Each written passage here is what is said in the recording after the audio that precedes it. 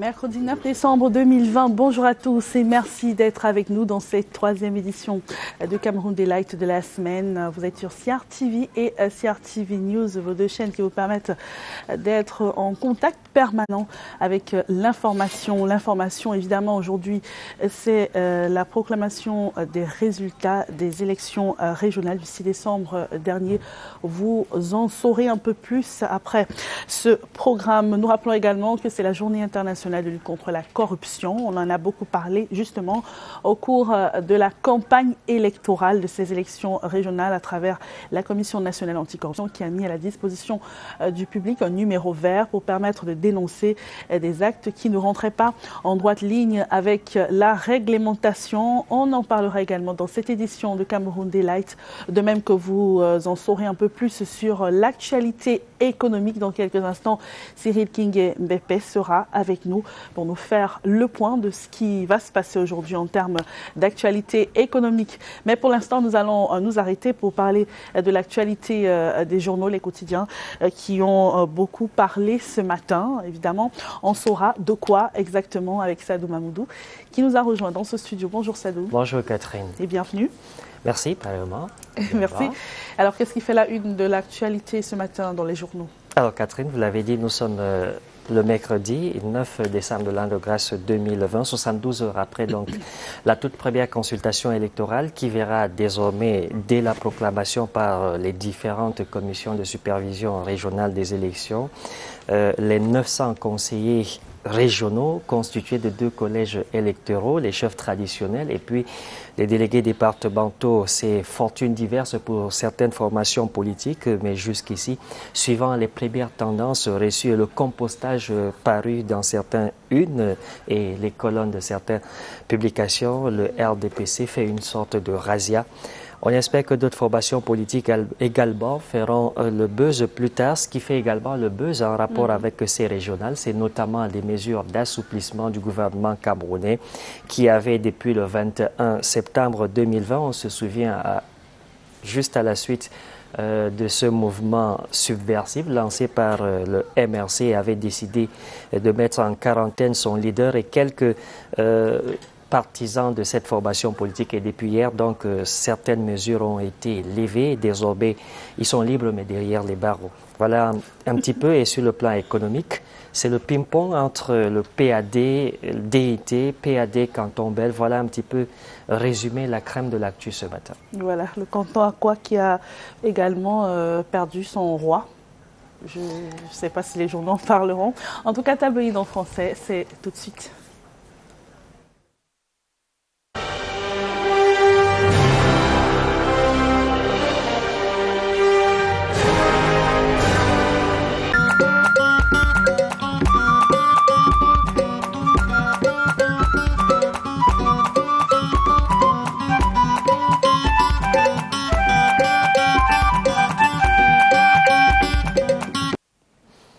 Mesdames, Messieurs, ravi de vous retrouver et surtout de partager cet instant privilégié avec vous depuis votre domicile et nous depuis les antennes de la CRTV. À la une de Cameroun Tribune ce mercredi 9 décembre de l'an de grâce 2020, justement l'appréciation du gouvernement camerounais vient communiqué par le ministre de la Communication, porte-parole du gouvernement, qui estime donc qu'on peut désormais attribuer une mention sur le déroulé de cette toute première élection régionale avec tout ce que cela comportait comme péripéties et même enjeux.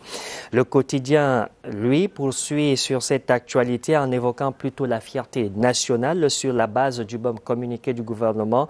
René Emmanuel Sadi énonce d'ailleurs dans les colonnes de ce journal des mesures d'assouplissement et le Messager, lui, parle des mêmes mesures d'assouplissement sous forme interrogative, notamment au lendemain de l'annonce d'un mouvement subversif, du mouvement pour la renaissance du Cameroun et de ses partisans le 22 septembre dernier. L'interrogation de ce journal de Feu Pius Ndiawe qui ouvre une perspective alors que Mutation reprend le même titre avec le titre de l'ouvrage de l'ancien ministre, président du MDR, actuel sénateur au Parlement camerounais, pour commenter les 78 jours mesures de surveillance rapprochée de Maurice Kamto et de ce partisan. Heureux dénouement pour l'actuel DG du FECOM, explique Kalara. Le journal Kalara parle justement de cet acte de justice qui aurait, selon les écrits de ce journal, dont rendu justice à ce directeur général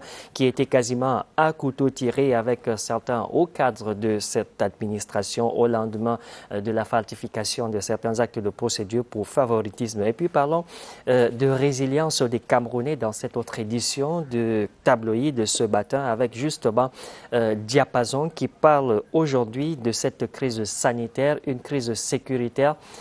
Diapason fait allusion donc aux régions de l'extrême nord, de l'Adamawa, de l'Est, une crise séparatiste, les régions du nord-ouest et du sud-ouest. Ce journal expose donc les plaies encore béantes dont il faudra forcément prendre très au sérieux et puis penser ces plaies-là, pendant que le quotidien Émergence donne plutôt la parole aux victimes de l'un de ces chocs exogènes, notamment ceux qui vivent ici dans la capitale politique du Cameroun, loin de leur terre originelle. Un peu d'économie donc dans cette revue de une. Nous parlons tout de suite avec Expression et économique de cette réclamation du port autonome de Douala à DIT depuis le verdict rendu par les instances juridictionnelles de Paris. Allez savoir pourquoi est-ce que le port réclame 24 milliards dans les colonnes de Diapason. Le PAD selon Ecomatin qui serait également à couteau tiré avec le canton Bel au sujet justement d'une parcelle de terre dans un village d'Edobé et Senghé.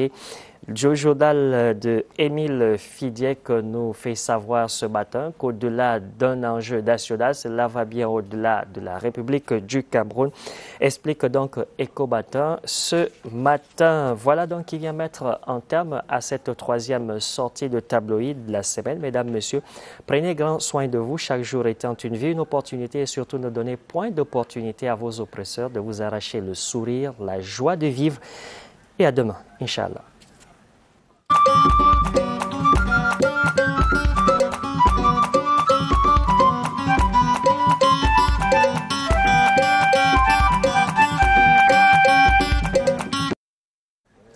Merci beaucoup, Sadou Mamoudou. Et à demain dans le cadre de Tabloïd.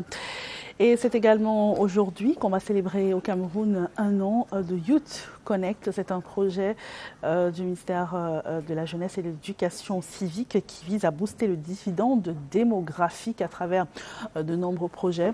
Nous en reparlerons, mais pour le moment, on va tout d'abord s'intéresser à l'économie. Cyril King-Mbépé sera avec nous dans juste quelques secondes pour nous faire part de l'actualité économique dans cette édition de Cameroun Daylight. Vous savez très bien que c'est une actualité qui est très dense.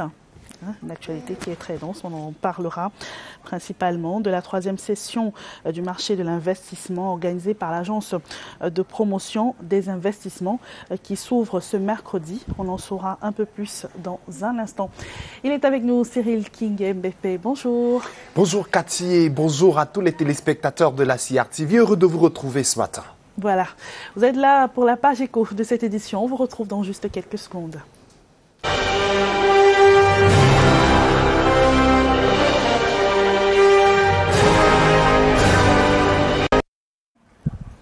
Alors Cyril, on va commencer tout de suite par l'actualité du jour. Et cette actualité, nous allons aller tout de suite à la troisième session du marché de l'investissement organisé par l'Agence de promotion des investissements. C'est à partir d'aujourd'hui, thème de cette édition, il porte sur le soutien des banques et autres organismes de finances et de crédit à l'économie nationale. Il faut soutenir les porteurs de projets, il faut leur permettre d'avoir des projets qui amènent le Cameroun à produire localement ce qu'il peut consommer. Mais qu'est-ce qu'on met de façon concrète dans ce marché? Ces 2 jours d'échange, on met ensemble les porteurs de projets et les financiers probables.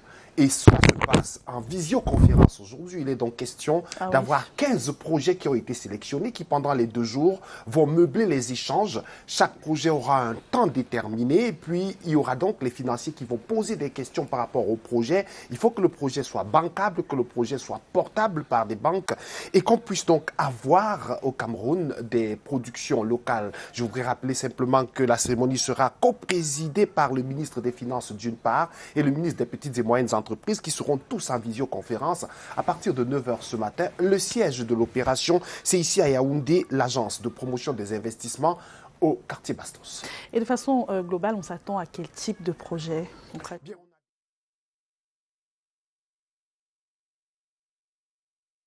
On a la transformation et on a l'été ici. Vous comprenez que quand on parle de l'agriculture, on parle de ce que nous consommons. On ne veut plus avoir du riz qui est importé, on ne veut plus avoir en matière d'élevage et de pêche le poisson qui vient de l'extérieur. On veut produire toutes ces choses à l'intérieur de telle sorte que notre marché soit concurrentiel et que la balance commerciale du Cameroun puisse être de mieux en mieux équilibrée. Voilà, on va poursuivre avec les faits majeurs de l'économie. Absolument. On va se rendre au Sénat où les membres du gouvernement poursuivent leur passage devant la Commission des finances. Et l'on prépare la loi de finances de 2021. Il est question pour chaque membre du gouvernement, après cette opération à l'Assemblée nationale, de l'expliquer maintenant à la Chambre haute du Parlement, c'est-à-dire au Sénat. Il faut expliquer pourquoi je reçois cette enveloppe, qu'est-ce que je compte faire avec l'enveloppe que j'ai reçue et que les membres du Sénat puissent donner leur onction à l'enveloppe. Je vous propose d'écouter Mathieu Kemgo qui revient sur le passage des membres du gouvernement au Sénat. Alors que le projet de loi de finances 2021 préoccupe les sénateurs, le 15e forum d'échange entre la Chambre haute du Parlement et la Chambre des comptes vient rappeler l'exigence d'une parfaite collaboration entre les deux institutions pour une meilleure lisibilité des comptes de l'État. La Chambre des comptes émet un avis sur les états financiers que le ministère des Finances nous produit avant le vote du budget. Ce qui nous permet d'avoir une idée sur comment les fonds que nous avons votés les années passées ont été gérés par l'État avant de voter le nouveau budget, ce qui est très important. Les échanges tournaient autour de l'évolution des relations entre le Parlement et la juridiction des comptes. Ils ont rappelé les dispositions légales régissant les dites relations, avec la possibilité donnée au Parlement de saisir la Chambre des comptes pour la production des rapports et avis sur l'exécution du budget de l'État. Ce genre de forum, d'échange, de discussion, pour arriver à expliquer aux parlementaires, aux sénateurs, le rôle de la Chambre des comptes, leur permet de comprendre quel est le rôle qui est le leur dans le contrôle de l'exécution du budget. Et ensemble, nous serons appelés à collaborer parce que nous sommes deux organes de contrôle externes. Les deux chambres reconnaissent ainsi leur important rôle dans la gouvernance de l'État et entendent renforcer leur collaboration par la mise sur pied d'un espace de concertation permanente. Cyril, on va parler à présent de la BICEC, la Banque internationale du Cameroun pour l'épargne et le crédit, dont les actionnaires majoritaires sont passés devant le ministre des Finances. Il était question de discuter avec le gouvernement sur le renforcement de la collaboration et surtout de parler de ce plan de relance de la BICEC. Depuis une année, ces actionnaires majoritaires sont donc présents au Cameroun. C'est la Banque centrale populaire du Maroc. Et nous allons écouter les hôtes du ministre des Finances à leur sortie d'audience. Nous sommes tout de même fiers de ce que nous avons pu accomplir. Nous avons distribué plus de 120 milliards de crédits à l'économie. Nous avons continué de recruter. Nous sommes en train de lancer l'ouverture de nouvelles agences, de 2 nouveaux centres d'affaires, un à Yaoundé, l'autre à Douala. Nous avons réorganisé la banque. Nous avons facilité les liens avec les 12 filiales du groupe BCP en Afrique. Nous sommes présents, comme je l'ai rappelé, dans 18 pays en Afrique. Donc tout ça, ça a été fait et ça nous permet de bâtir les fondamentaux pour la stratégie de développement. Et maintenant, on va parler de la production de l'oignon, qui est une activité très développée dans la partie septentrionale. Les agriculteurs ont reçu dans cette partie du pays un soutien du ministère de l'Agriculture.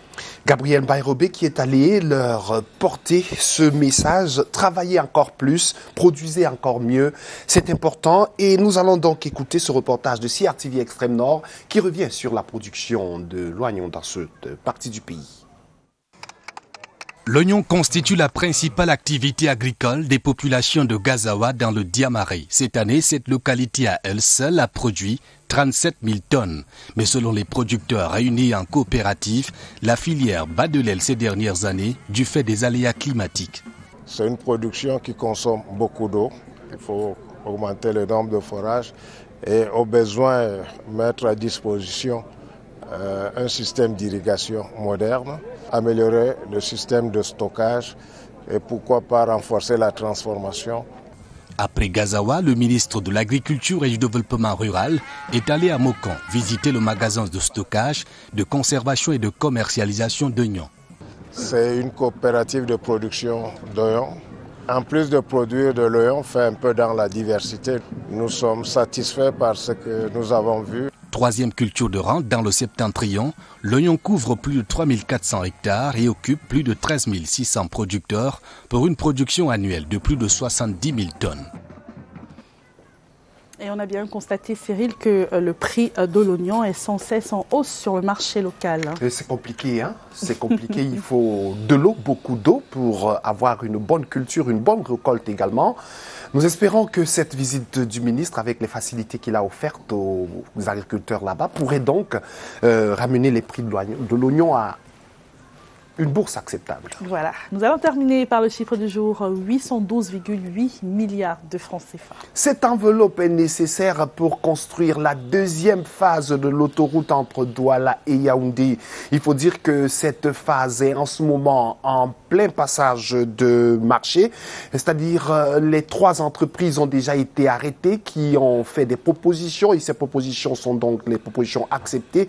Il faudra donc 812,8 milliards de francs CFA pour partir de Bibodi à Douala. Très important. Donc c'est la deuxième phase et cela est réalisé par le partenariat public-privé. Merci beaucoup Cyril King Mbépé d'avoir été avec nous un mercredi prochain. C'est un rendez-vous.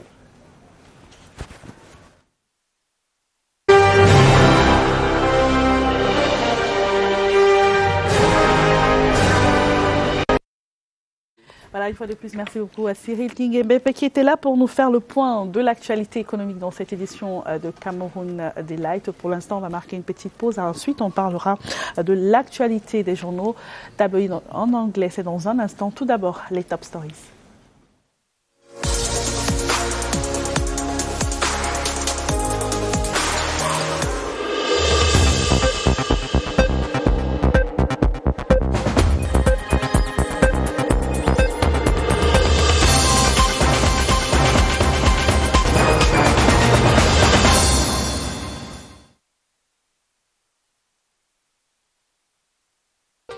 De récréation sur la voie publique et les espaces de commerce du marché Mokolo et ses environs, le maire de la ville de Yaoundé est venu taire le conflit de compétences qui opposait les agents de la mairie de Yaoundé 2e et ceux de la communauté urbaine de Yaoundé sur la gestion des espaces marchands. Il s'agissait principalement de sensibiliser les occupants anarchiques ou légaux sur les procédures et les personnes compétentes en cas de conflit ou de besoin et les lieux indiqués pour le commerce. Un bon scientifique doit être un bon orateur. L'Académie des jeunes scientifiques du Cameroun veut le démontrer à travers un concours de l'éloquence scientifique dénommé 3 Minutes to Convince, CAYS. La première édition a été lancée ce lundi en présence du MINRESI, représenté par son conseiller technique numéro 1, le professeur Peter Diffon.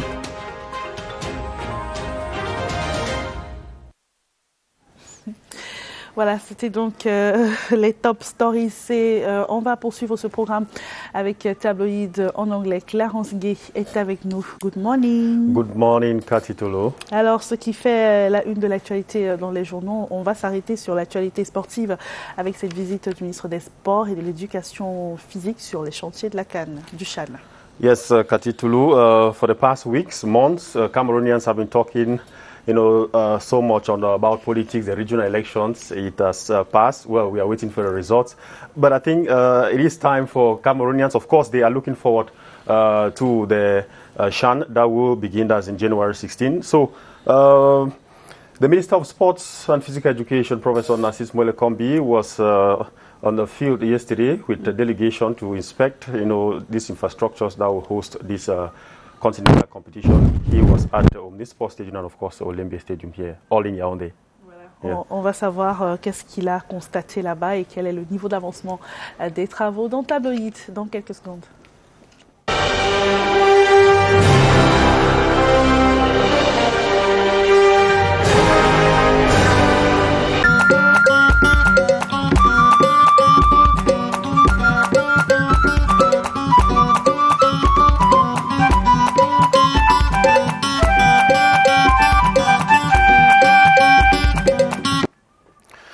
Wednesday, it is the 9th day of the month of December 2020. 22 days left to the end of this year 2020 and 37 days left for Cameroon to organize the African Nation Championship. I'm talking about the Shan. Good morning, ladies and gentlemen. It is a pleasure having you on Tabloid, that's on CRTV and CRTV News this morning. Our press review, we begin with the Guardian Post on this sad story, this human interest story that happened in Bangaté in the West region. It headlines, teacher arrested for allegedly sodomizing student to death, a restive mob. That's what the Lone English language daily Guardian Post is saying, that the restive mob in Madja, that's in Bangaté in the West region, is said to have stormed the home of a teacher in the locality, burning down his house, car and the poultry farm containing close to 1,000 chicks after accusing him of raping a student to death. The incident is said to have occurred Monday, December 7, after the lifeless body of the 14-year-old boy was discovered hanging from the ceiling in an abandoned building hours after a manhunt for him was launched. Page 11. There of that story, you will find details in the Guardian Post newspaper in page 11.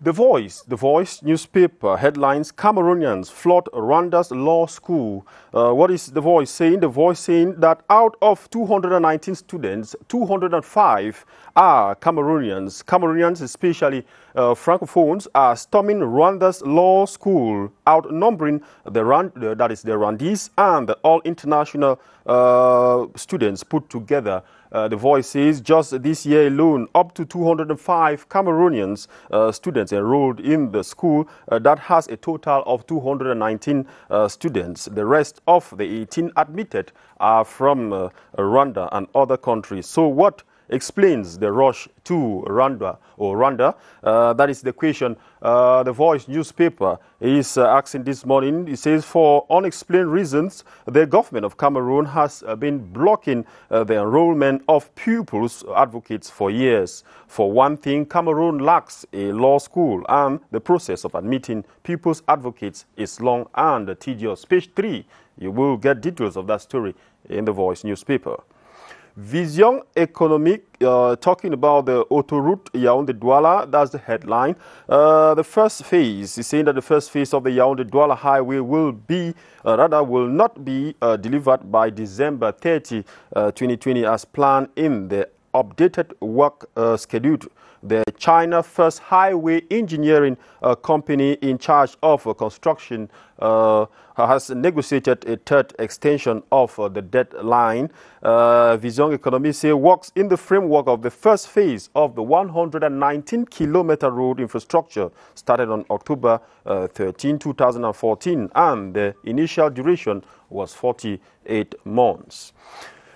E-investigation, talking about the visit of the Minister of Housing and Urban Development, Madame Celestine Ketcha-Coutez. It says the Minister of Housing and Urban Development, Celestine Ketcha-Coutez, has disclosed that an amount of 150 million francs CFA will be handed over to the cleanest town in the west region of Cameroon. Minister Celestine Kecha-Coutez made this known recently during a visit to evaluate the state of urban infrastructure in the west region ahead of the African Nation Championship, CHAN. The country will host from January 16, 2021. More of that, you will get it in E-Investigation. L'Action, this time politics is stories you can read in L'Action newspaper publication this morning. Figures don't lie, that's what L'Action newspaper is saying. In one of its headlines, over 97% vote in the Northwest region. 10,037 of the 10,063 councils or councillors cast their votes in the Northwest region at the regional election of December 2020. And you can also find a story like a special status, internal self-determination to Anglophones. Dr. Fu Callistus Gentry, Minister Fu Callistus, has tasked himself to explain the special status to Anglophones on how it will work to the benefit of the two English-speaking regions. And Politique Hebdo says regional elections 2020, the phone of Saw Binglo II was brought into Kumbu in an helicopter to vote. And after voting, he was airlifted back to Yaoundé. Read more of that in Politique Hebdo newspaper publication. The Herald newspaper says Fayengo Francis promises better days for ex-separatist fighters. The national coordinator of the Disarmament, Demobilization and Reintegration, DDR, Fayengo Francis, has promised the over 150 ex-separatist fighters who are present at the Bamenda Center that the days ahead of them will be that of sweetness and better life. He recently made the promise during a common meal with ex-fighters at the center in Bamenda, capital of the Northwest region. Direct Info newspaper headlines: election at Sonacam, qui sera PCA? Big question. The Direct Info newspaper publication is asking this morning. The Cameroon National Musical Arts Corporation, Sonacam, will be organizing its election on Saturday, December 12, 2020, to elect a new board chair. Direct Info presents two candidates. It says for the top job at the Music Rights Corporation, Jean-Pierre Sommer and the famous cultural man Ati Bazor. In its page 10, Direct Info is asking a question: who between the two candidates will be the new Sonacam board chair? The elections, of course, the elections will answer the question.